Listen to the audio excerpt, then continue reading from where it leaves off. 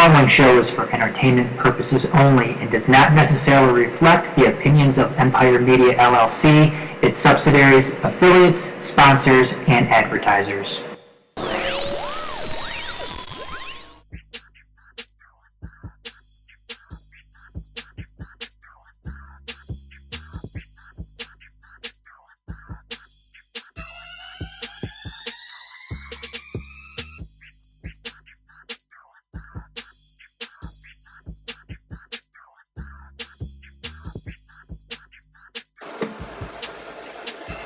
Hey everybody, good evening. Hi everybody. Welcome to the Majors Live episode 295. Dorf was commenting on how much he loved The rhyme. how Majors Live 295. how that just rolled off the tongue.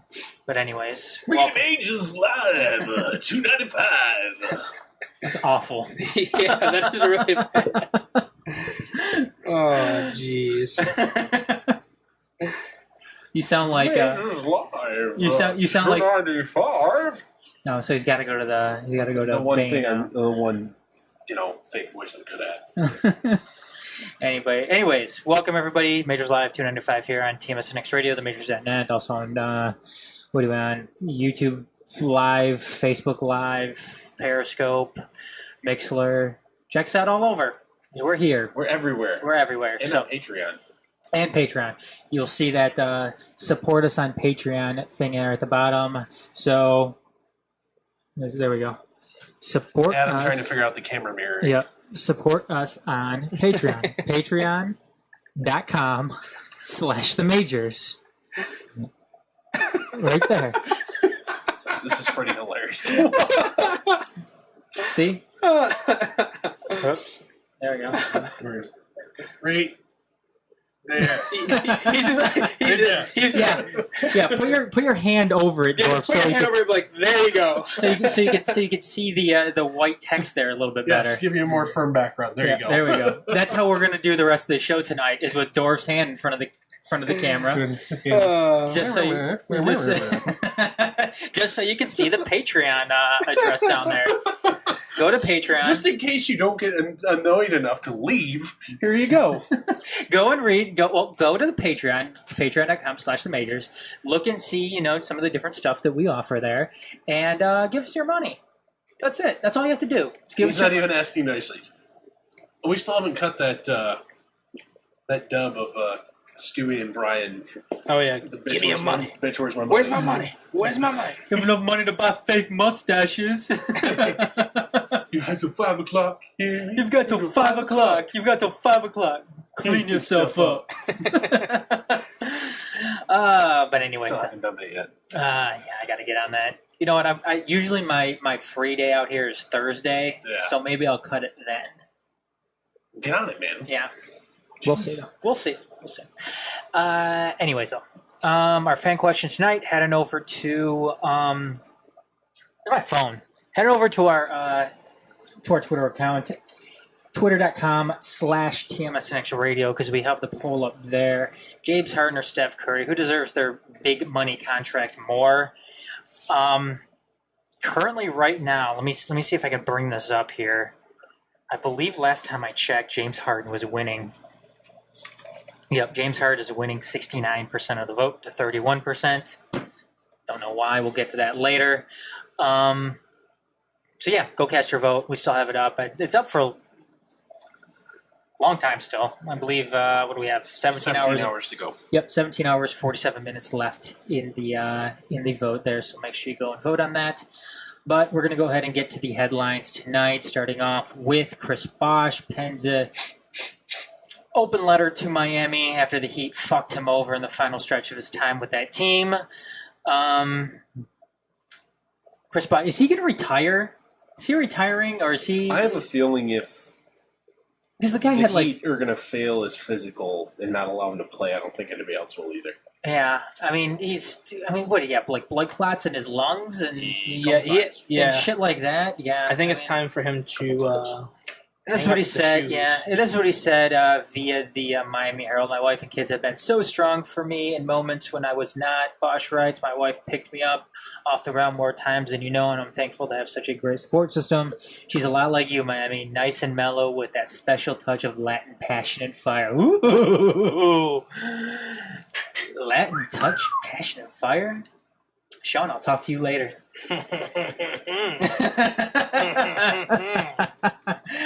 He goes on, we went through life together, Miami. He writes, you showed me how to stay strong and push through the toughest moments. And although I didn't like it, it made the difference in the long run. It made me a better man, the person I am today.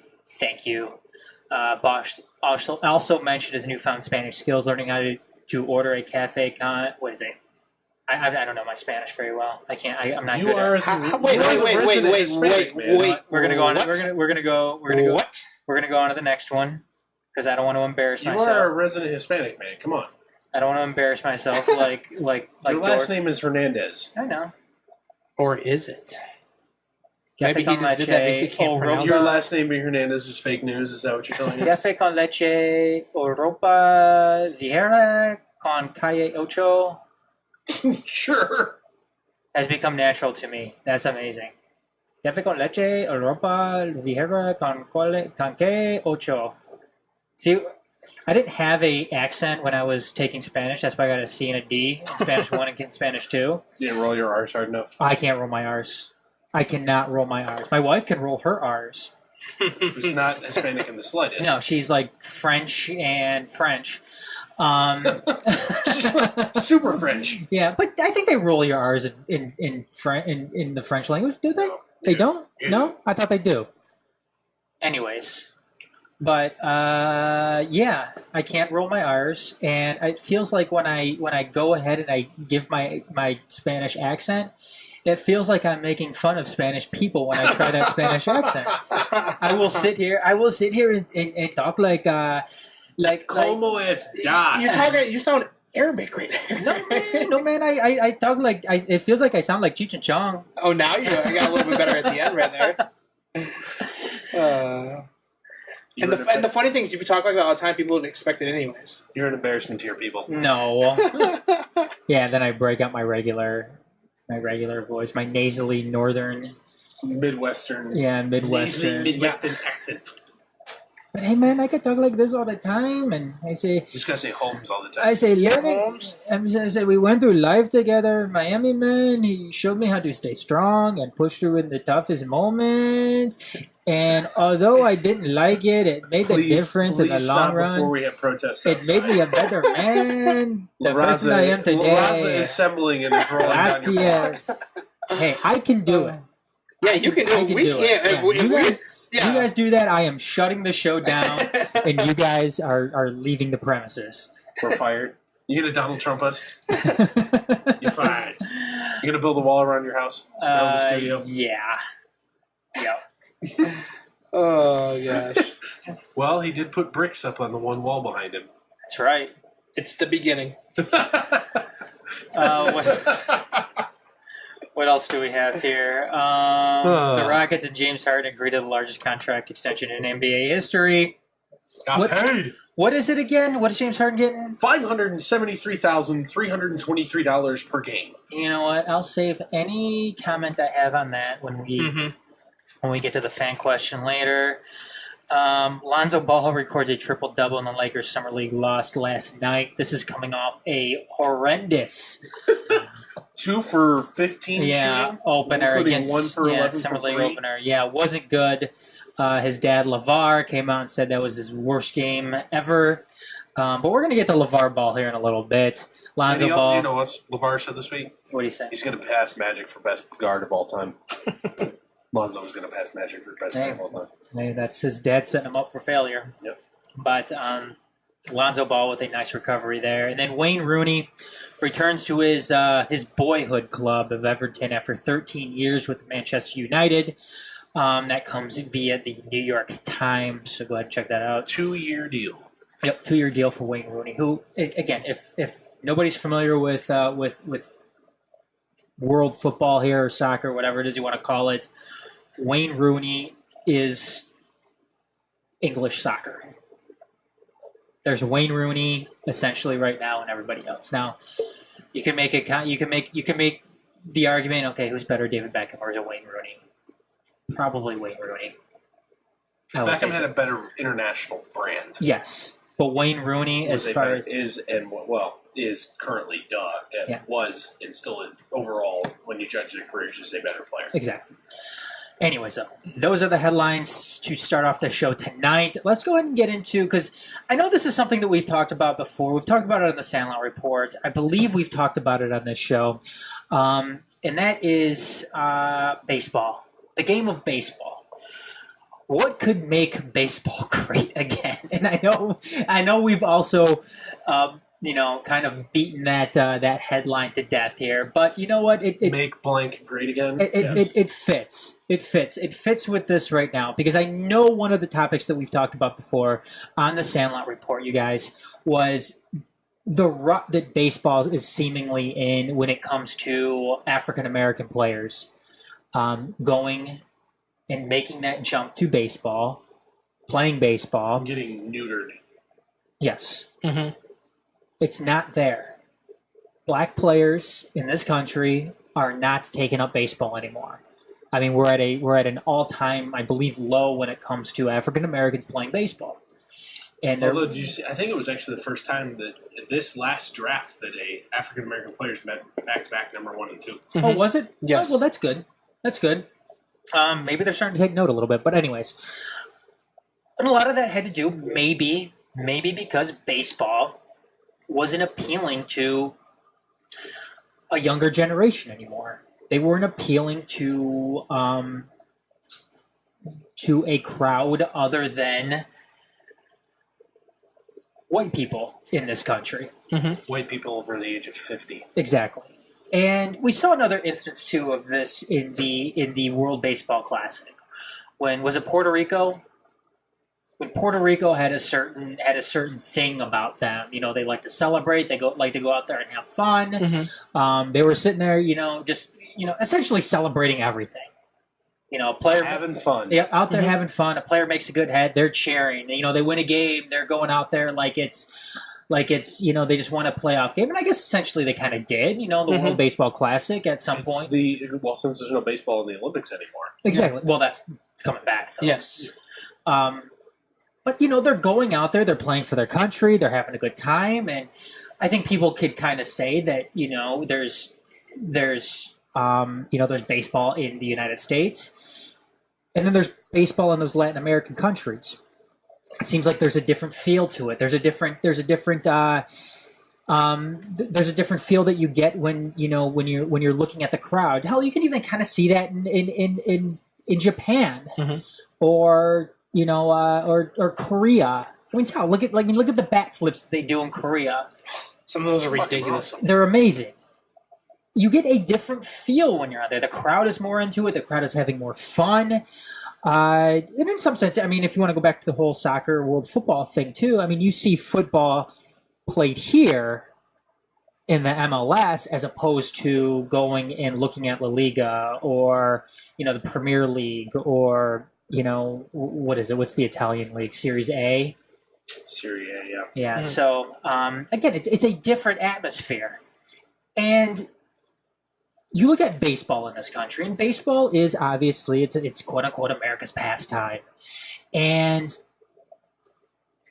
But again, it does seem like there's a rut, because going back to the whole World Baseball Classic thing, Ian Kinsler made that infamous, series of comments saying that, we were brought up differently here. We play the game differently. We respect the game. Yeah, we respect the game. And you see with fans all the time, when you have a guy like Fernando Rodney out there sitting there, tilting his cap, or mm-hmm. you have the guys that aren't bending their brims a certain way. Some people have a problem with that. And who are the people that usually have a problem with that? Old white guys. Those are the ones that have a problem with the busted cap or the flat brims or guys celebrating home runs and the bat flip, the Fernando Rodney save celebration. Exactly. And stuff like that. And to me, that it's baseball doesn't need to appeal to the diehards, and they don't need to appeal to the mass 50 or older white crowd anymore. Baseball needs to appeal to a younger generation. And Bleacher Report went on and they asked who was this led by? They kick it to. Oh, shut up. They're stupid. You go ahead and mute my computer here so I have their stupid Ads. yeah. You don't get ad space on this podcast for free. But they went and talked about, to a guy like Ken Griffey Jr., who I think, brought a different he brought a swagger to the game of baseball, something that I don't think we've seen since. Ken Griffey with the backwards hat, going out there and, flashing the glove in center field. And I think we all can, sit there and picture Ken Griffey Jr. hitting a home run, a no-doubter, in that strut out of the batter's box. We've all done it before, once, at least once, when we've been hitting. I can't hit home runs, but I'm sure maybe you guys did. Jack a ball in the outfield and just sit there and strut off the away from home plate. I mean, we don't see that a whole lot anymore. And if something like that happens, then the other team gets all pissy and they might get some high heat at their next time up, and it's shit like that is really kind of turned things off too. But they go and they ask a bunch of let me see if I can get to some of these questions here. They ask a bunch of, they go through here and 3 easy things baseball can do right now before the NBA eats it alive. They say 1, embrace the handshake LeBron style, which I don't know. I think they kind of already do that, right? Mm-hmm. I think yeah. It's just not really out in public. Yeah, you see a lot of that in the dugouts for sure. Embrace the fearless fireballing closer WWE style. You see how closers come into games in Japan? In the car. How do they do Bullpen it? cars. Yeah. Oh, It's really? like a legit car. It's like a convertible Mazda or something like that. No, I kind of agree with him here. I want to see like the Goldberg entrance out of the bullpen. You know what I'm talking about, Shawn? Uh-huh. With the smoke, Yeah. and then the fireworks, and then the punching in the fists and everything.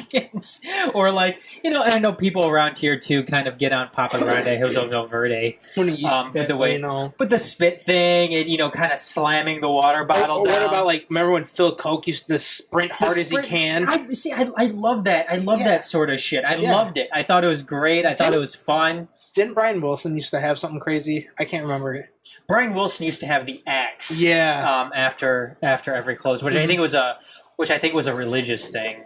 I think it was a Christian thing that he did. Was it? I think so. Yeah. Brian Wilson does not strike me as a deeply religious man. I think that's what it was. I'll look that up. Yeah. And then embrace Latin culture. That's what they say. On opening day, of the 868 players in MLB 25-man rosters and inactive list, 218 were natives of Latin American countries. That's a full 25%, and the numbers and influence are growing. But let's not forget the numbers and look at just how much fun players from the Dominican Republic, Venezuela, Cuba, Puerto Rico, and Mexico are having, along with world-class pitching. Okay, never mind. You're right. Hitting and fielding skills. These players bring real emotion to the sport. My goodness, they even do so during the games. Of those antics, the old school says, act like you've been there, son, and do not dare do anything to besmirch the grand old game. New school says, let's throw away some unwritten rules, embrace the game's melting pot of cultures, and celebrate personalities like it's the World Baseball Classic. I couldn't agree more. They go through 4 rule changes fans would actually enjoy: extra innings with a man-on-second, home run derby tiebreaker. I'm not all about the home run derby tiebreaker. I'm not all about having a single person determine a team-driven sport. If they want to start a guy on second base, didn't they try that before somewhere? They started doing that this year in the minors. I want to say they tried that out, but I don't know. Obviously, it didn't really succeed. 30-second replay reviews and 20-second pitch clock, and then no pitch, intentional walk, 3 pickoffs allowed. So let's see. The DH in the National League, get off the mound, free card. That was another one they say. 3 ways to take the best of baseball culture and put it on steroids. Make the bat flip the new end zone dance. Ban the wave and give the entire section $5,000 for the best cheer signs. I don't know how owners would feel about that one, especially with the rising costs in player salaries. So that may not be the best option. Put nicknames on the backs of jerseys. I'm not all for that. No, I think that's kind of dumb. stupid. Yeah. And the three things that are putting out there, these are stupid. Trapdoor on the mound, no. Or at least bring back bullpen cards. I can do that. If they want to do that in Japan, it's you guys said they do that in Japan. I see there's a video up there. That's fine. And just juice the damn ball already. I don't know about that, but Dorf has an old article that you can go and search for on our website about... just make steroids legal again already. Yep, make steroids legal again. But anyways, and a real hunt for October. Think March Madness with the World Series at the end. 8 teams, single elimination with every contest having a Game 7 atmosphere. Want to make things even more riveting? Stick another trade deadline at the end of September and watch rumors fly across social media as general managers sweat and every team races towards the finish line. Well, they kind of do. I mean, they have the waiver deadline too. So I don't know about that. What would you guys? It's kind of interesting. I know we're going to kind of throw our own out there too, but that one strikes me as something too, because seasons are already long to begin with, especially in baseball. When we're getting towards the end of October, baseball is still going on, and we're having to deal with rain, snow, sleet, cold weather. I know some of that makes for the whole atmosphere of playoff baseball, but how would you guys feel about single elimination games there at the end in the playoffs? Because you have a 162 game season, I think it's really hard to distill your entire season down to 27 outs. Okay. Or 54 outs. I don't think that's incredibly fair when it's 6 months of playing 28 days a month. It's exciting, but at the same time, from just an overall healthier league and players' perspective, it's kind of bullshit. What about making it a? What did you say? Best of 3? Sure. How's that sound, Shawn? Best of 3? Are you good with? Are you good with single elimination? I think a best of 3 would be better. Okay. I like the single game wildcard game, but that's cool. But one game. Yeah, I'm like, it's one It's a little game. harsh. Because they both played that good to get to that spot. It should be like you said, maybe a 3-game series. Because both those teams were that good to make the playoffs. They both made it as a wild card team. So why don't you guys play the best of 3 to determine who the wild card team is? Would you guys be cool with opening up a couple more playoff spots? Maybe. I think it kind of I still think I would guarantee the division winner at least a 5-game series. Okay.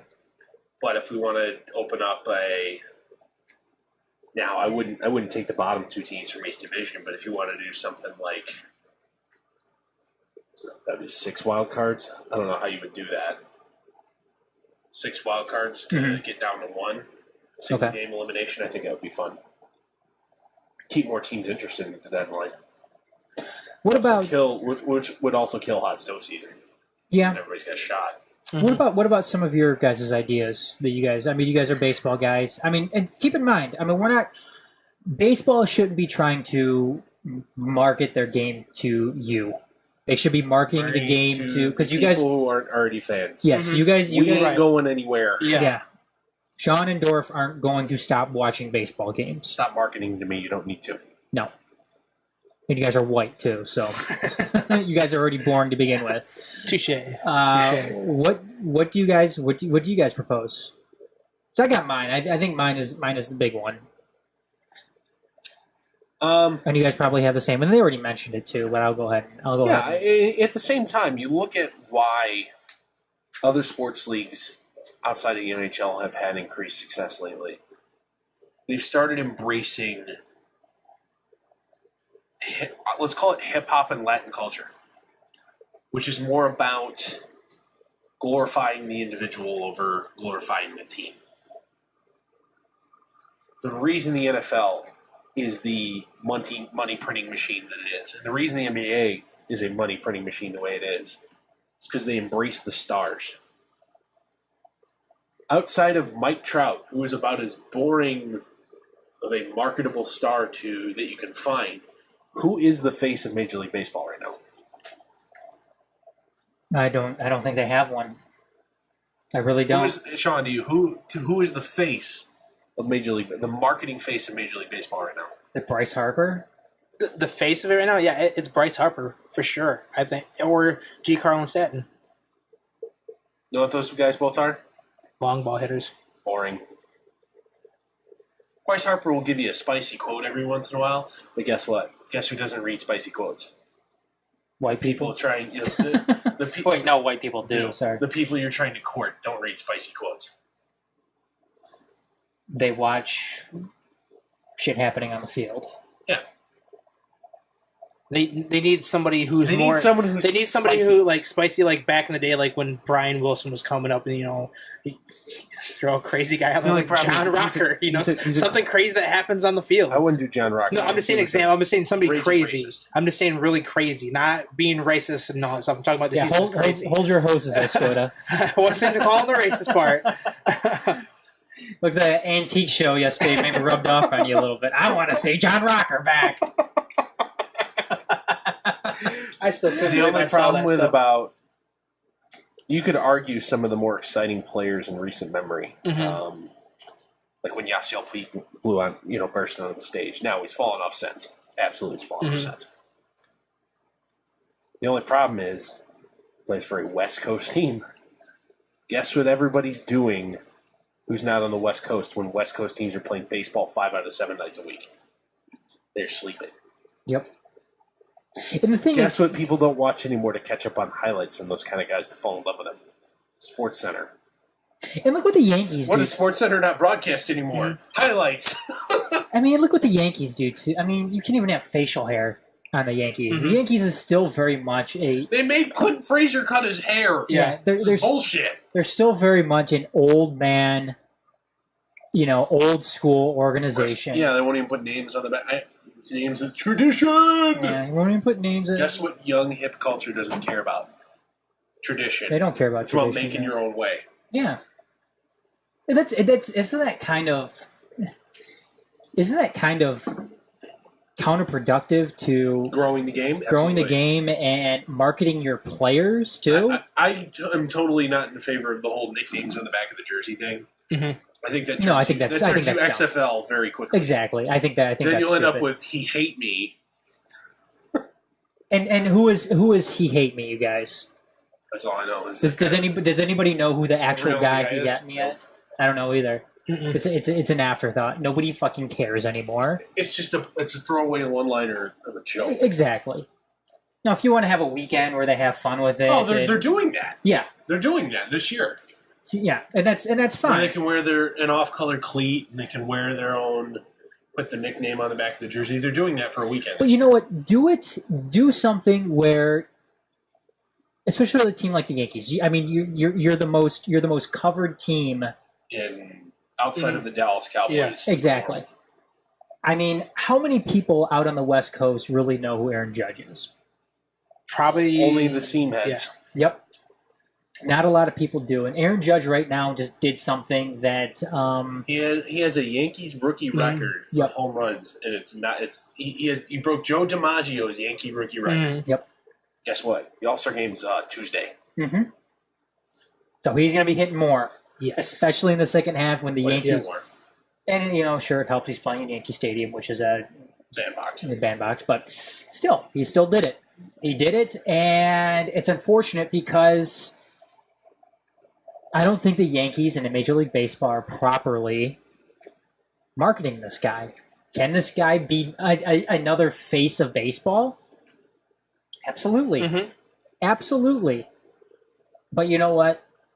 Baseball is still all about tradition. And at the same time, you look at comments from a guy like Adam Jones, who essentially, anytime there's been a political controversy, is followed up with, well, we'd love to speak out, but we know what happens to players like us, when that happens, we disappear. They don't need us. Do you think of lots of, let's call it fringe star talent? Not to say Adam Jones is fringe star talent, but fringe talent, fringe star talent that happens to be either of minority status in this country. Are they afraid to try and market themselves as are they afraid to go LeVar Ball and have Big Baller Brand or something to that effect? Not quite to that extreme, to market themselves individually and therefore grow their impact on the publicity of the game and the game as a whole. You might. I mean, look what happened to Adam Jones in Boston. Yeah. Mm-hmm. I mean, people were sitting there throwing racial slurs out at him. I mean, do you see that kind of shit happening in the NBA?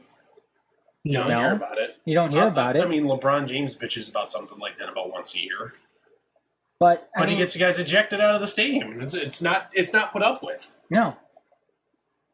And I mean, what happened? I mean, what happens to Adam Jones? I mean, did they do anything to the people that did it? Did they kick him out for the night? I don't know if they found him.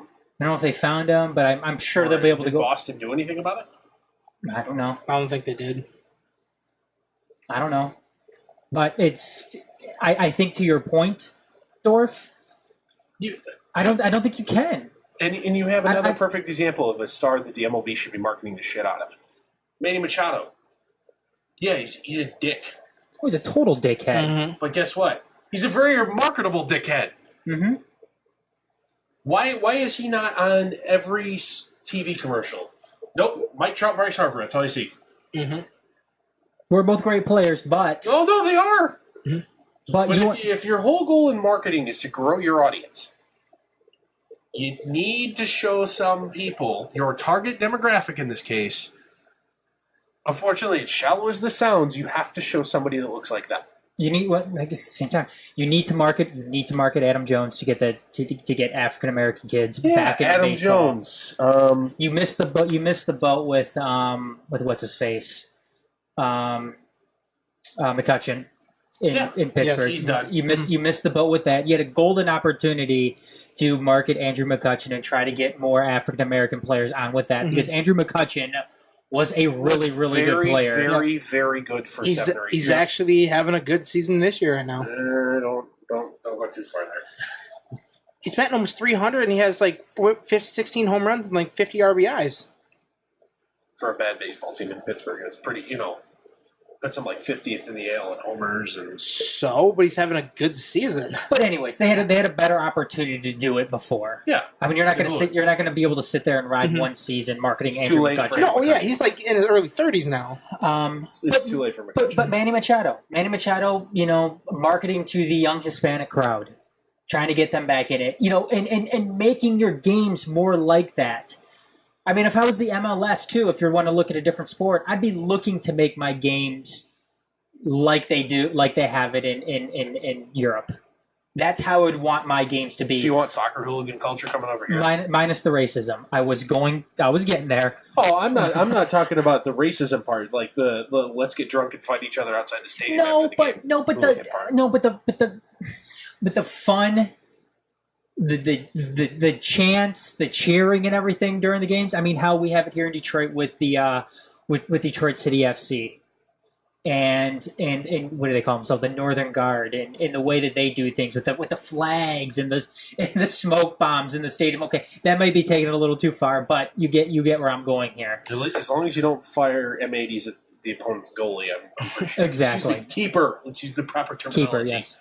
Keeper, I think you're. But again, if they want to start marketing it or having the games have that Latin feel to it, and going and taking guys like an Adam Jones or Manny Machado and marketing the game and you could still market Bryce Harper and Mike Trout to the younger white crowd, but you're missing the boat. You're missing a golden opportunity with some of these other guys because baseball is very much a world game. People forget that. You may have the best circuit here, but this isn't the only place that produces baseball talent. Baseball's one of the great world games. Mm-hmm. You could make the argument that it is the ultimate world game. It doesn't take much to play baseball, you guys. Hockey is a world game, and hockey's able to survive. Hockey really being, only exists on, let's call it 2.5 continents. yes, but it works out well. Mm-hmm. I mean, you've got the KHL working out well. You have the Swedish Premier Leagues working out well. There's a lot of other leagues in Europe too that do well for themselves. Baseball, I mean, you've got a decent league going on in Korea, in Japan. I mean, you've got the Dominican leagues going on and stuff like that. Well, Venezuela, if the country gets back together, Yeah. has a decent league. But again, it doesn't take much to go out there and play baseball. You just need a field, you need a stick, and you need a ball. Mm-hmm. That's all you really need. You don't need ice. You don't need pads. You don't need ice skates. I mean, arguably the only sport that's easier to do is basketball Soccer. and soccer. Yeah, sorry, football. Football. Football. What else, you guys? Is there anything else that you guys can think of here to make baseball better than what it is right now? Shot clock, man. Pitch clock. Yeah. Well, shot clock, yeah. I'm not going to be willing to cap the number of times a guy can throw over. Yeah, I think that's dumb. I'll tell you what, that is insignificant in the grand scheme of things. Yes. And then it'll once a base runner knows that he used all of his. Well, like the proposal in the Scott Miller article there on Bleacher Report was 3 per time until the guy advances to the next Right. base. Yeah. Okay. So you could throw it. That guy could lead off with a single, and you can only and stay there for all 3 outs. And you can only You can throw only 3 over times. 3 times. I don't like that idea. If that's like Billy Hamilton there, fuck that shit. I'm Yeah. throwing over as many goddamn times as I need to keep. Yeah. And I don't like how in the article too, for home run derby at the end of the game or putting a man on second, I don't like neither one of those because obviously if they're trying to eliminate, make the How game many quicker, games really go to extra innings? right? But if you're trying to eliminate the game and like make it go quicker, a home run derby is not going to make it go quicker. It's going to make it a lot longer. I just equate the home run derby to the shootout in hockey, and I don't like it. Right. I don't like settling a team game like that. we've fought here for 3 hours to make this great game. Let's do something different. Yeah. Yeah. And then you think about for a home run derby at the end of the game, your guys are going to be tired as it is. I'm like, are you serious? Like nobody's going to be able to go out there and have a home run derby right after a game. Giancarlo Stanton pulls muscle and back. Yeah, participating in exactly. Home run derby, missed rest of season. Like no. For me, it is definitely eliminating the DH or the pitcher batting in the National League. Bring the DH to both leagues. Get some offense going in both leagues. And the thing is, like everybody knows, what is the most fun thing for most fans to watch in baseball? Home runs and Dingers and doubles, man. Yeah. So that's what I'm saying. And it sucks. You have maybe a handful of pitchers in the National League who can do that, but 95% of them can't even hit out of the infield or hit the ball. And I know it was controversial when Dorf said it a while ago, but limit the restrictions on performance enhancing drugs. Mm-hmm. Get rid of them. Yep. Guys want to, at the same time. People want to see that Barry Bonds, Mark McGwire, Sammy Sosa batting, for most home runs in a season. To be honest, who wouldn't want to see Bryce Harper, Manny Machado, Mike Trout? You could even say, Chris Davis going back, taking the steroids, hitting 60, 70 home runs. Who wouldn't want to see those type of guys that have a home run derby throughout the season to win that? That was the last time baseball was peak exciting. Yeah. Sure. The chase for, Maris is 61 and ultimately the home run duel between Sosa and McGwire. Yeah. Fuck, those guys are in the same division, man. Mm-hmm. Holy shit. Yeah. It's a fun time. Fun time in baseball. That was the last time you could say that was, you have the expression peak oil. That was peak excitement. Yeah. Yeah. Since then, it's been And baseball you could argue maybe 2004 when the Red Sox broke the curse. And baseball couldn't take advantage of that. They couldn't capitalize on that because they had to sit here. They had to sit there and bow down to the performance enhancing drug witch hunt that was happening. And look, did baseball? They are technically illegal, man. You can't. Well, the thing. I understand that, but there's some circumstances here where they're banning over-the-counter drugs from being used. Like the legality of something, that's something that baseball cannot get around. Am I right though? I mean, there's certain things that are banned that are over the counter. Oh yeah. Why? I have no idea. What's the big deal? Is it? I mean, are we still? Is professional sports still under this mentality that every single player has to be a role model to kids? I think that's stupid. It's ignorant to think that, even though that may not be the intention, it's ignorant to think that that's not how things will work. From that perspective, I get it. As in, you see some 10-year-old getting an internet connection and buying steroids for himself so he can be the next Giancarlo Stanton and fucking himself up. The problem, though, Dorf, is Because that's what his role model does. you know what though? Parents need to step in, though. Parents need to step in. Parents need to do their. I don't disagree with you. Parents need to fucking do their jobs. You know what? It's baseball. It's baseball players' job to Entertain us. make money, to make the game interesting. That's their job. It's the parents' job to do the parenting. Major League Baseball and its players shouldn't be responsible for parenting kids. And if that was the sense here, if we're looking at on-screen role models raising kids, then you know what? We better have a different outlook here on movies too. Oh yeah. And on TV shows. You know what?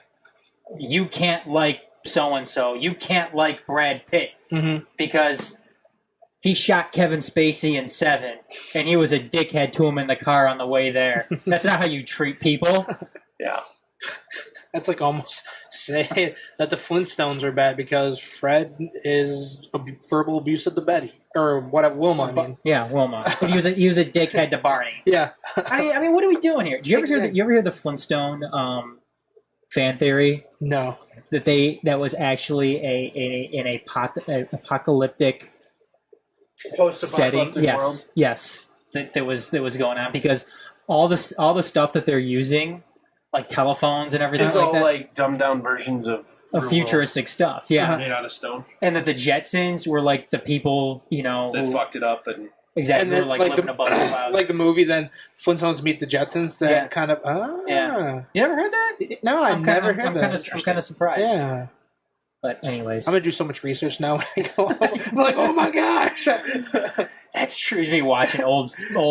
Oh my god! I can't believe I didn't see this. I'm going to. My mom has all the cartoon episodes of Flintstones. She's a huge Flintstones fan. Just go on YouTube. And... I know, but I'm just saying, I'll just borrow those.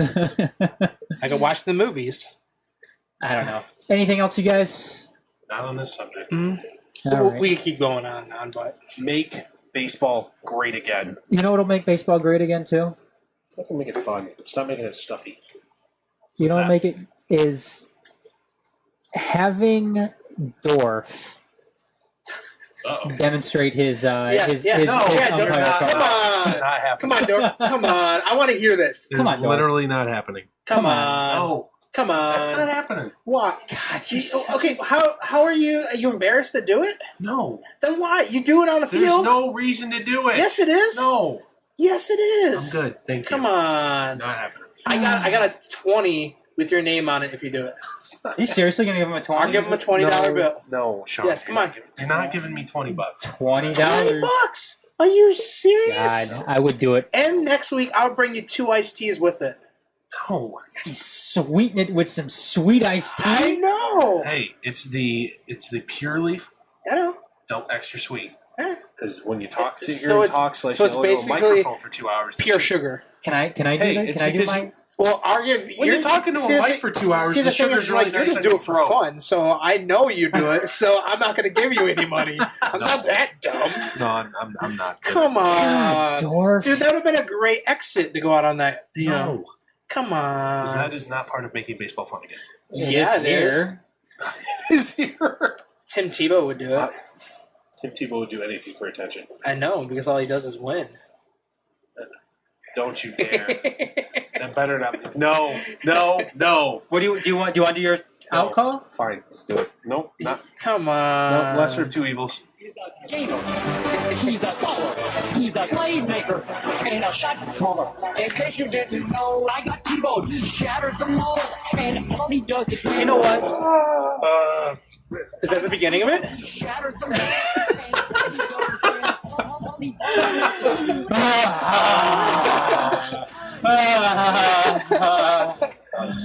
They,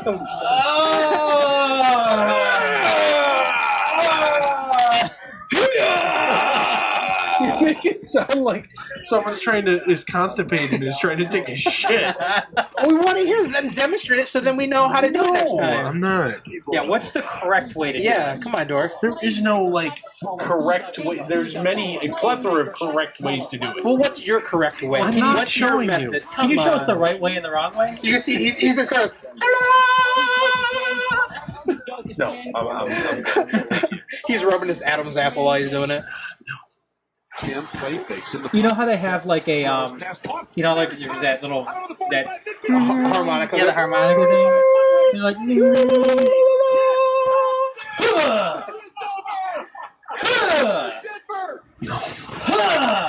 Nope, not doing it. No, that's not what you do. Nope.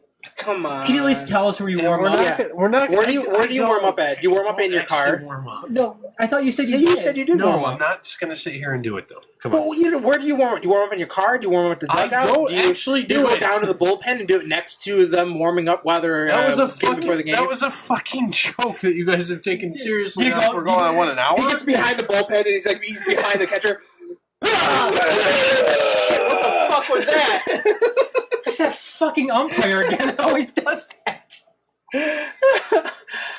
Hey, I'll tell you what, it is a fairly regular occasion after the first strike call of the game that both dugouts are like, oh. Come on. All right, he's not going to do it. He's not going to do it. You He's know not we're gonna going to do it. find whatever game you're going to be upping and we're going to record it, and then you're not going to know that we're That's there, fine. and then next time we're on the show, I'm not doing it specifically for the show. oh, it's right. going to be on the show. Anyway. And by the so- way, you're going to have to remember that for it, because I think I'm actually done for the year, so Well, we got next year. You're done umpiring for the year? I think so. Aw. Aww. No. I've reached my fill, and at this point I'm getting sick of it. Hmm. Which is never good. I'm going to call and make up a game. I think he's Because a, there's not, let's put it this way, there's not enough good level baseball still around, and I've just had it up to above here with shit baseball. I can't stand to watch it anymore. I don't care if I'm getting paid to officiate it. I can't stand it. if you were doing a T-ball game, would you still have your same out calls? Probably not. He's that coach's pitch. The ball's like above his head. Because I Making the kids cry. have The catcher just takes off running towards center field. He's scared shitless. I have made a kid cry before. Have you? Yes. For what? Calling him out very loudly at first base. Oh, really? Yes. How old was he? I think he was 12. 6. Oh, really? Well, apparently- It's Man up, son. It's I T-ball. He's rounding first base, and the ball's like back at home. You're out! Now go home, you little bitch! No, he was 12, and I was told by his coach he apparently cries about everything. He wasn't mad at me. He was mad he got out. Making kids cry. How do you feel, Dorf? What a jerk. Indifferent. What a jerk. Anyways, well, since Dorf isn't going to do that for us, Tim Tebow is our new badass music here. So Are you serious? yeah, All right. okay. And plus, Tim Tebow's a badass too. Dorf, who's your badass this week? My badass this week is actually going to be James Harden. Getting paid. I like what Dorf said. Are you serious? Yeah, I said that. No, James Harden is my badass this week. I'm all about guys like we've kind of discussed here time and time again. I'm all about athletes getting paid because you know what, professional sports isn't real life, and maximize that income while you can. You know what? Because it could all be gone tomorrow. So you know what? Richest contract in. It's not professional sports history. Giancarlo Stanton still has that by a mile and will probably not be taken down until, next year when Bryce Harper's a free agent. But richest contract in the history of the NBA. Okay, I'm done. All right, take over. All right, Shawn. Since it's been beat up on Dorf here for the last 20 minutes, it seems like. But only if you would have done your. I'm not going to do it. If you would have done it, it wouldn't have been so bad. No. Oh my gosh! All right, my bad. Then it's going to be like a drop, or you're going to make me do it on demand. I'm putting my foot down. Oh, it's going to be a drop. Trust me. Just trust me. It will be a drop sooner. or later. No, it won't. Wink. No, it's not. Shawn, who's your badass? All right, my badass. I'm going to go with the Houston Astros. You know, they hit 60 win games before the All-Star game. They've scored 527 runs this season already. That is ridiculous. Isn't like the second team like 60 runs behind them? They 16 and a half. No. Second team in scoring in the AL.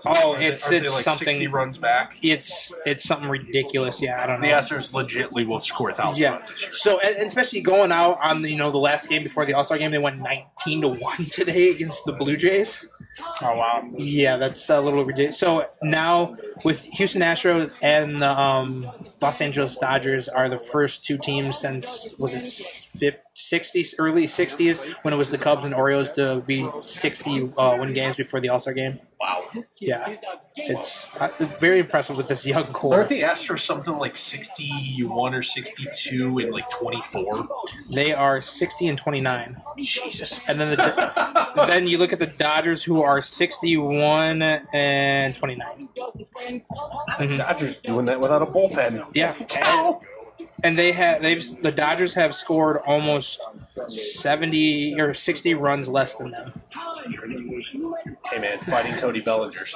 Mm-hmm. My baddest this week, Stan Van Gundy. Again, taking advantage of Danny Ainge's situation. Yep.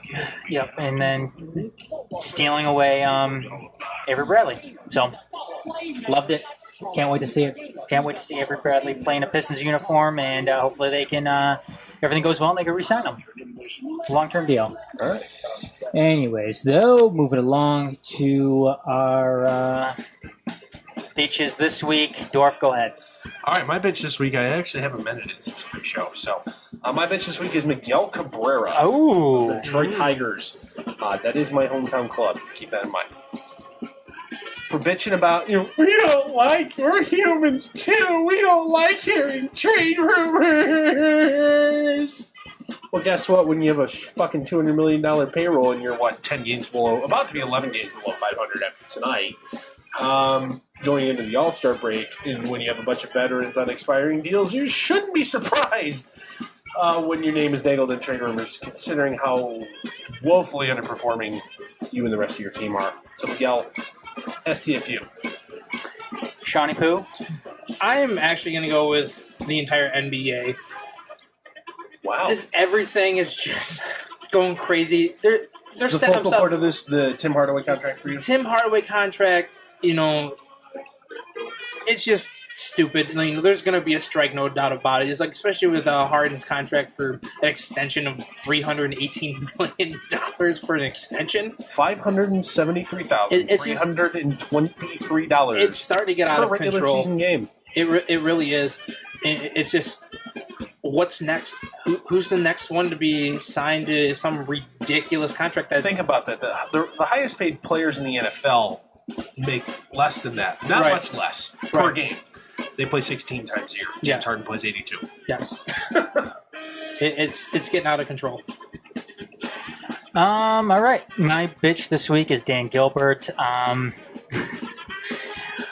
Getting rid of the GM that brought you a championship. And 4 straight finals appearances? Something like that, yeah. Well, he was only on the job for 3 of them. And then going and lowballing Chauncey Billups. Not a good look for you, Dan Gilbert. I'm starting to think that you may be Sick of winning championships. Yeah. What the hell is the what are you trying to do? I used to want you to go and buy the Detroit Tigers. I don't know if I want you buying the Detroit Tigers anymore. I think I kind of want you staying clear of the Detroit Tigers now. Mr. Cuban. Yes, I would love Mark. Oh, that would be awesome. Mark Cuban. Talking about making shit fun again. I know. Get the cubes in baseball. Oh my God, you He's have the king of the in-stadium promotion, man. Mm-hmm. Oh my God, it would be great. Mhm. Imagine Tigers games with Mark Cuban as the owner. Like That would be fucking amazing. Fireworks, literally in the stands every game. Do they have fireworks when somebody hits a home run in Tiger Stadium, or they just do the No. stupid water Just fountain? the water. Well, they don't even do the water fountain that fountain much anymore. They don't. No, it's just a rawr. Well, Yeah. Wait, they've gone to the horn though, don't they? They have like a little horn, but they don't. They once in a while they'll do the fountain. Oh my Once in a God, while. I would. The first thing I would do is I'd I've get got like the Joe Louis horn. I'd get the and when fireworks. The guy touches home plate, the tiger growl. no, the horn is good. I like the I like horn. the horn. I love the Toronto Blue Jay foghorn. Yes, Great. Mhm. and it has to be a foghorn too. In fact, I hope when the Red Wings move into Little Caesar Arena, I know they're probably still going to have the Joe Louis Arena goal horn going. But man, if they get the foghorn going, I love a foghorn. the deep. Yeah, like shake the whole stadium deep. Yeah. See what the Capitals do is they get the combination going. They get the deep goal horn, and then the siren over and then they top get the of it. woo woo woo woo. Yeah, that's what they do. That's pretty cool. You know what? I know this isn't the Detroit show. Let's make baseball fun again with home run horns. What about home run music too? Yeah. You know what? Another thing too. I got to write to the Red Wings about this. What's that? Can we get rid of the Hockey Town bullshit too? Yes, please. Can we Yeah. get rid of that? Hasn't been true for going on Can we a get rid of decade. it? And I mean, I don't care if it's true or not. I just want to get rid of it because it's over. It was a very nice marketing ploy in the 90s. for the past 20 years. Anyways, It worked well into the early 2000s. anyways, It's been a kind of running joke since then. are we done? Are we done with everything here? Anything else? No, I think that's it. Let's go ahead and get into a little would you rather this week. Would you rather say Shawn, Dorf, LeVar Ball is ultimately good for the NBA? Yes. I don't think he will be. No. No, I really think that, first off, this segment should be this or that. Whatever. And, no, Would you rather say LeVar Ball is good for the NBA? No, I don't think he will be. Because I know, you know what, as Shawn kind of alluded to, it's already kind of turning into a circus. Mhm. And that's the only reason why I say yes. Because LeVar Ball is the king rodeo clown. And that's the only why I'm saying yes, because he fits in perfect. It is, and the NBA is becoming a shit show and a circus, and LeVar Ball is perfect for it right now. If you were saying, 10 years ago, hell no. But nowadays basketball, yeah, I love LeVar Ball. I do. I love the antics. he's entertaining. I love the whole, the heel aspects to it. I do. I like it. I'm not saying I'd like it for my team, but but it's entertaining. It's keeping it yes, going. It is. That's the only reason why I think he's good for it. It reminds me of like a Bobby Heenan type of thing, or a Paul Bearer or Paul Heyman Or something like Dennis Rodman kind of going. type of thing, where you have the mouthpiece for somebody, the mouthpiece manager going out there and talking for the Do you guy. need to get Carlos Guillen a job again? Or not Carlos Guillen, Jose Guillen? Oh my God, I would love. See, that's something else. Bring baseball back. There Yes, we go. get Jose Guillen a job somewhere. Just don't put him in Miami, where after he said, "Oh, Castro's pretty cool." Yeah. Just don't give him a job. Oh, jeez. Castro had it all right. He had it figured out. People respected him. Of the worst things you could possibly say, His Castro is Yeah. misunderstood. Castro's not that bad. Jose Guillen. Oh man, would you guys want Jose Guillen in Detroit? No. No, I think he's a buffoon as a manager. I just think it'd be funny to have him back in. Or get him a weekly. You should get him a daily segment on like MLB Network. Like the whole "Come On Man" segment on NFL Live. Yeah. Imagine That bringing with him. Jose Guillen every day. Imagine bringing him into New York for the Mets, and then having Tim Tebow come up. All right, let's keep this going. Would you rather say Joel Embiid should have been fined by the NBA for saying "fuck LeVar Ball" on Instagram? Is that something the NBA needs to be getting involved with there? I understand. I say yes, They need but to. he has all the rights to say that. He's not wrong. No, that's what I'm saying. He's not wrong about it. But yes, obviously, I'm like, you're technically supposed to be a role model, blah, blah, blah. Like, Draymond Green getting fined for stupid stuff that he did all the time, I think Draymond Green's great, though, for the NBA. Exactly. But I'm just saying, he's the best supervillain. Right, yes. He should be fined. But you know what? He has all the right to stay because he's being honest and telling the truth. You know what? He's not wrong, but at the same time, you have to maintain standards because then somebody says something truly vulgar and then you can't fine him for it or you can't penalize him for it. I want to see Draymond Green come out to the NWO theme. Or the Wolfpack. Wolfpack were good guys, technically. I want to see him. I want to see the old NWO thing. Yeah. Coming out with the sunglasses. No, he should come out and then have, like, Kevin Nash and, like, Scott Steiner or somebody. Scott Hall, Hulk Hogan come out right behind him. How awesome that would be. All right. Would you rather say the Cubs should sell for the future or another quick... excuse me. Let me reword that. Would you rather say the Cubs should sell for the future at another quick shot of the World Series or stand pat with the next crop of players coming up through the minors? Oh, man. I think they should sell for the future. Or no. Or I mean, sell for the future. Stick with what they got. See what they can produce with them. Obviously, they got their World Series ring. Obviously, you can tell this year's not working out as much with basically it's almost the same players besides Dexter Fowler, right? Yeah, it is. Yeah, so I would argue buy for the now, and don't be afraid to flip some of the guys off your roster to make that happen. Okay. You have the type of talent throughout your minor league system and the young controllable talent in the big league team that you can buy guys with control left. Like, good way of looking at it. Go and do that. Okay. Don't get rentals. Don't settle for rentals. Go get that guy that is still controllable. It's about to get too expensive for a small market team, but it may cost you a guy for big league roster. It may cost you Kyle Schwarber is not a left fielder, and you're going to have to play him there for the coming eons. Get rid of him before he's spoiled goods. What about looking at it like... Get rid of him is the wrong term. Use him as an asset in a trade to shore up your roster for the year now and for the years to come. I mean, can't you look at it like this too? I mean, they have good young pieces in the minor leagues where they an excellent minor league system. Where they just say, you know what? That's what happens when you're A, you're bad forever. Yeah. And B, your ownership isn't afraid to spend on international free agents. I mean, can they just say too? You know what? This year sucked, but we have a nice crop of young players coming up that. Next year's another year. We can go and try it again next year. And They need young rotation pieces. About the only one in the system that you would argue rotation-wise is worth a damn is an A-ball. Okay. He's like 19 or 20, Dylan Cease, and he's an A-ball. He's a ways away. You ain't going to be able to wait around for him to be ready. All right, and finally, to that point, Kyle Schwarber is the perfect piece to flip for a starter with controllability. And that's the rumor going on right now, correct? Yeah, yes. That not necessarily Schwarber, but that's what they're interested in. Okay. And finally, would you rather say with the addition of Gordon Hayward, the Celtics are the biggest threat to the Cavs in the East? They're the only threat to the Cavs in the East. No Toronto, no Washington.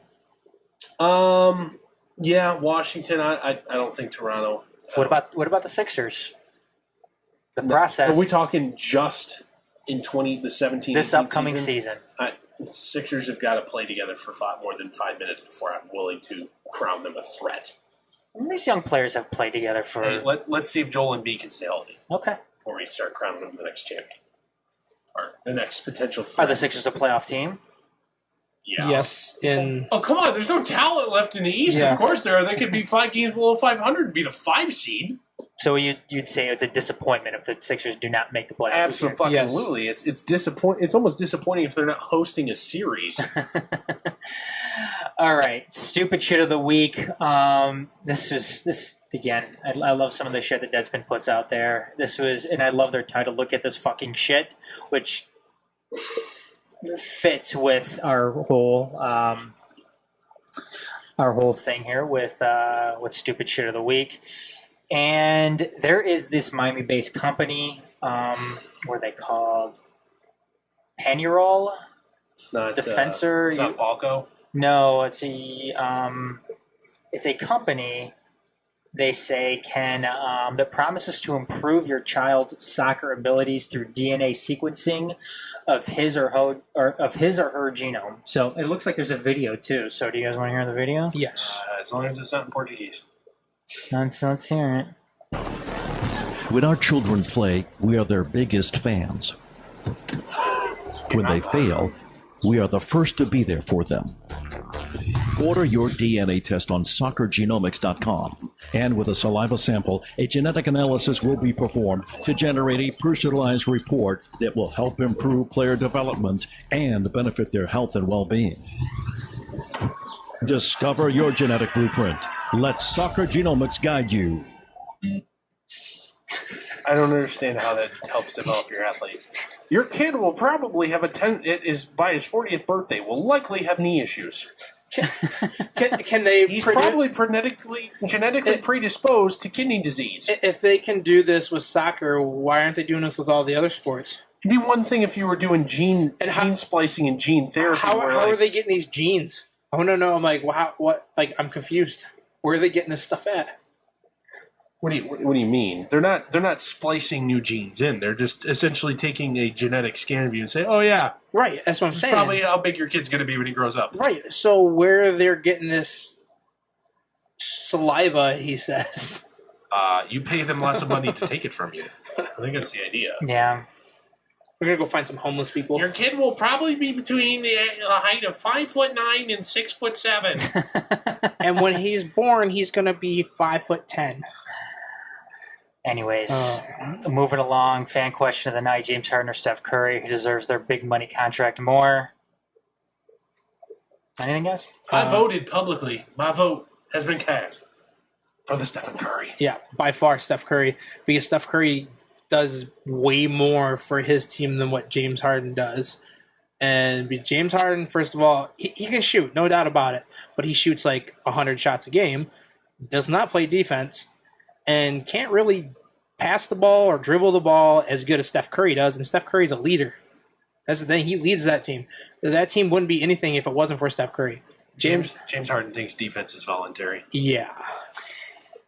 Steph Curry can break ankles. Yes. With his crossover. Yes. Including his own ankles. Yes. Yeah, that's true. I don't see... Like, I think what we were saying in the last show, that LeBron James came out and said that Steph Curry was worth more than what he's being paid right now, and I think LeBron James is absolutely correct. Steph Curry has also delivered 2 championships to the Golden State Warriors. How many championships has James Harden delivered to the Houston Rockets? 0. Bagel. And does anybody here believe that the Houston Rockets are going to be a threat? No. To the Warriors next season? No. I think it's kind of, I almost think it's kind of asinine to think that. But anyways, just going and getting CP3, fine. It would have been cool getting CP3 5 years ago, not now. And now they're talking about going all in on trying to acquire Carmelo Anthony from the Knicks. So they're trying to be, a big three. I mean, like a 3 team, like how Miami did with LeBron, Wade, and Bosh back in the day. And it's not going to work. It's not going to work. Look, you know That's what? I'm saying. If you put Melo on the Cavaliers, I think that works out better because you have a player in LeBron James that will definitely make you better. I don't think it's safe to say that a guy like James Harden is going to make anybody better out on the floor. I think you put Carmelo Anthony in with the Warriors, I think Carmelo works out better there. If you want to put Carmelo Anthony in Greg Popovich's system in San Antonio, I think it might work out better. I just fail to believe that it's going to work out well with Houston. So, anyways, I'm going to go with Steph Curry as well. Finish things out tonight with the TMSNX Extra news. Jermichael Finley says leaving the NFL is hard, but coming back could be harder. And this has to do with Zach Orr announcing he hoped to return to the NFL after just 5 months from retiring after suffering a congenital spine condition. He goes on to say through this Deadspin article here, just talking, he was a phone interview with one of the guys there with Dom Cosentino. I invite everybody to go and read it. We'll go ahead and have a link up to it on the website. He just goes on and he talks about, because Jermichael Finley had to retire at the age of 27. Was it due to concussions? I believe it was. He had a concussion and a serious neck injury in like a 4-week span. And then hung it up afterwards. And it makes you wonder, too, whether or not it's worth it to come back and try to give it a go around in the NFL, especially when you have a spine issue. I mean, do you want to risk the rest of your life for 2 more seasons in the NFL? And think about it. You got to think about your family too. Exactly. It's like I'm pretty sure he has kids, so it's like, do you want to be able to move around and do stuff with the kids, or do you want to be in a wheelchair and be crippled and not do what you really want to do just for a few more stints, weeks could be, in the NFL one more time? I think, and because of that, Shawn, for what you just said, I think a guy like Calvin Johnson, I think you really have to respect the decision that he made. Look, Calvin Johnson said, I mean, I think winning had something to do with it as well, but Calvin Johnson doesn't want to be, using a walker, using a cane when when he's in his 40s or 50s. He wants to be able to walk and not have it hurt all the time,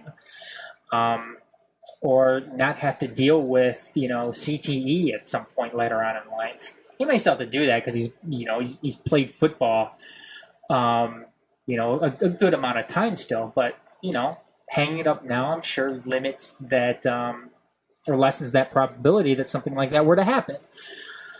Moving along here.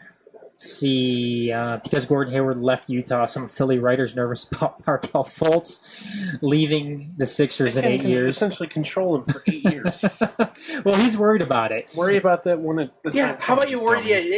In 7 years, start worrying about it. If some writer from Philly.com, he says at some point perhaps somebody really, really, really must have been searching for something to write about that. At some point, perhaps just as the Sixers are on the verge of ascending to the highest level, Embiid, then Sarkic, then Simmons, and then Fultz will have the opportunity to become unrestricted free agents when they are around 27. That's the reality of the NBA. The Sixers could do everything right. Like 21 or younger. The Sixers could do everything right to build an upper echelon team, and one day, through no fault of their own, it could fall apart because of the whims of 1 or 2 players. Just ask the Utah Jazz about what happened with Gordon Hayward. Yeah, you know what happened with Gordon Hayward? He was on a Jazz team that was going nowhere. That's what happened with Gordon Hayward. You want to ask what happened with Kevin Durant in Oklahoma City? He gave it 8 years. 8 years for them to try to win something, and it didn't happen. So he thought, you know what? Might as well go and see what I can do with Steph Curry and Draymond Green. And you should be more worried about Markelle Fultz limping off with a leg injury yesterday. Exactly. Be worried about that sprained ankle. Don't be worried about what he's going to be doing in 7 years. To me, that's Probably might not even make it that long. Yeah, who knows? Yeah, exactly. There's other things to worry about from now until then, and injuries is one of them. Let's see here. Let me bring this up. Univision is going to go ahead and defend. You know what? I put the wrong link in there. God damn it! Come on. Does anybody else have it up? I said that was the right link. Yeah. I used it to open it. You did? Did you click on the wrong one? Oh, you know what? I think I did. Sorry. Yeah, that's the right link, dude. Okay. Come on! Yeah, I was clicking on the wrong one. Yeah, I have it up right now, too. Sorry. Thanks for backing me up, though, you guys.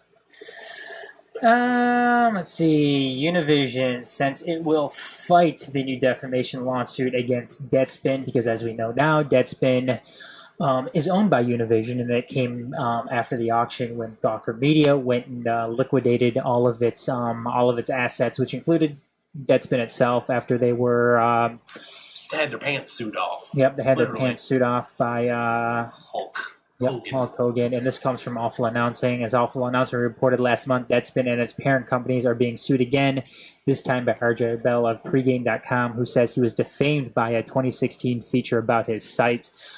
According to the Wall Street Journal, Deadspin owner Univision will fight the lawsuit in which Bell is seeking more than $10 million. Damages. Yep. And the quote says, "We believe this lawsuit is without merit and we will contest it vigorously." David Ford, a spokesman for Univision's Fusion Media Group, told the Wall Street Journal in an email Wednesday. Mr. Ford said Univision also will defend the author of the Deadspin story, freelance journalist Ryan Goldberg, who has been sued individually. The lawsuit is likely making Univision sweat a bit, given that Bell is being represented by Charles Harder, who represented Hulk Hogan in the Peter Thiel-funded lawsuit that took down Gawker Media last year. The Deadspin story in question, written by freelancer Ryan Goldberg, alleges that pregame.com, which sells betting picks from professional handicappers, profits off customers' gambling losses through relationships with sports books. Bell's lawsuit contains a variety of complaints, but the crux is that Goldberg's story contains numerous false, fabricated, fictitious, and outright libelous statements about plaintiffs and their business practices. The difference here is that in terms of the defense, is that you're facing off against Univision. You're not facing off against Gawker Media. You're facing off against Univision. And Univision is a partner with, I think, just themselves. In Gawker? It's Telemundo that's partnered with NBC Universal. Yes. So I think Univision is a little bit of a bigger entity than Gawker is. So Univision will probably be able to fight this a little bit better than Nick Denton They're not was. going to run out of money. Yeah, than Nick Denton was in the Gawker Media thing that ended up ending Gawker. Well, at the same time, Univision's it's a $10 million, asked for $10 million lawsuit. Was Hulk Hogan's asked like 110? Something like that. Yeah, it's a little bit bigger pile of cash. Yeah, and they took down not just Gawker, they took down the author of that article as well. Denton as well. Yeah. Denton didn't write the article. They took down. You're right. They took down the other guy who. I forget who it was. Yeah, they were liquidating any asset that he had left, and he came. Still not enough. Yeah, he came out and said, he's like, "Look, the only thing I have left is a rice cooker. I don't have anything. You guys took everything else." Anyways, finally, Busted Coverage has let us know how awful Jeff Fisher was at coaching. And this comes via Zach Cox of NESN. And he says here, remember Jeff Fisher's challenge flag fiasco at Gillette last year? Here it is mic'd up from the new All or Nothing season. Let's make sure that on Amazon Prime.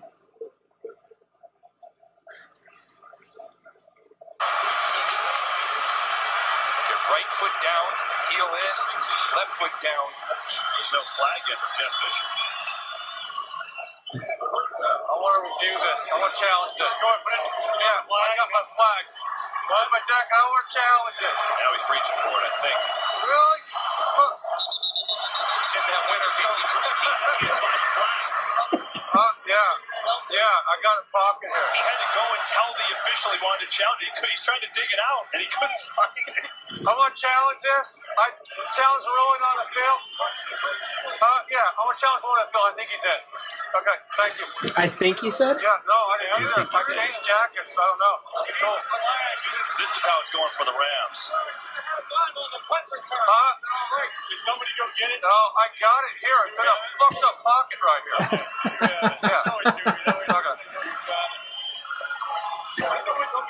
he's still looking at you guys. Can't find it. I've seen this video. I was laughing. Oh, there he is. He found it. The rule on the field is being changed to a completed catch. All right, so it's going to be first down. No, it's good. That was fucking bizarre. I didn't know. I always have it in my back pocket, and I put a new jacket on. I stuck it in the fucking pocket. He couldn't find it. Oh, gee. Poor Jeff Fisher. Have you seen the video of him telling the coaching staff and his team that he's being fired? No. I want to, though. It's onions, man. Why? What happens? Oh, dude, the players were a little more upset than the coaches. Only one coach really showed any emotion and got one dude walked up to. He was in the coach's meeting room, walked up to the front, and shook his hand. After saying, I'll do everything I can to make sure you all have jobs next year somewhere. And if you ever need anything from me, I'll at any time of the day, I'll still do whatever I can for you. Because this isn't on you. This is on me. This shouldn't be preventing any of you from being employed in this game the rest of your lives. And just, wow. And only one guy stood up at the same time. It was probably more due to shock than anything else. But at the same time, the players were just like flabbergasted. Got fired. Sure, it's never great. No, it's not. It's tough business. It's professional sports. It's professional life, man. But Jeff Fisher, I thought, held on much longer with the Rams in St. Louis and then in LA than he should have. Guy was an awful head coach. He was living on like 3 good seasons out of Tennessee, out of like a 16-year career or something. That was back in the day when they had Williams and White as their running backs. Yeah, it was awful. Anyways, Matt Hasselbeck. anything else, you guys? Nope. All right, that's going to do it this week for the Majors Live episode 295 here on TMSNX Radio. TheMajors.net. Again, make sure you give us your money. Patreon.com.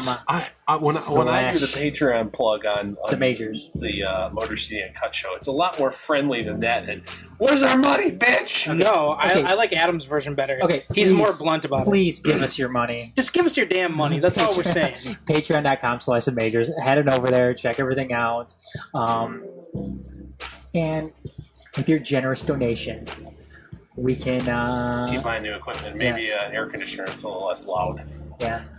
Perhaps Maybe. make that donation. Assuming Shawn doesn't spend it all on hookers and blow. So? Like you saying it like it's a bad thing. Yeah, wait a second here. All right. So for Dorf, Shawn, I'm Adam. Bye for now, everybody.